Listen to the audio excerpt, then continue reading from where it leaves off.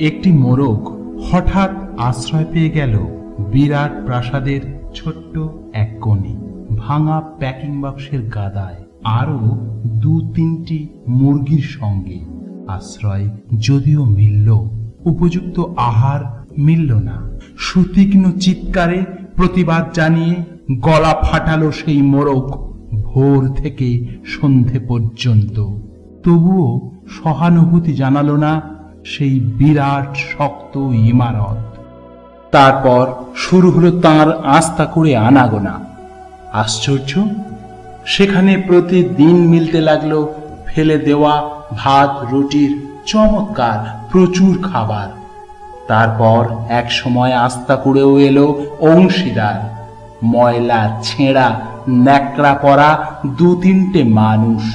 কাজেই দুর্বলতর মোরগের খাবার গেল বন্ধ হয়ে। খাবার খাবার খানিকটা খাবার। অসহায় মোরগ খাবারের সন্ধানে বারবার চেষ্টা করলো প্রাসাদে ঢুকতে। প্রত্যেকবারই তাড়া খেল প্রচন্ড। ছোট্ট মোরগ ঘাড় উঁচু করে স্বপ্ন দেখে, প্রাসাদের ভেতর রাশি রাশি খাবার। তারপর সত্যি সে একদিন প্রাসাদে ঢুকতে পেল।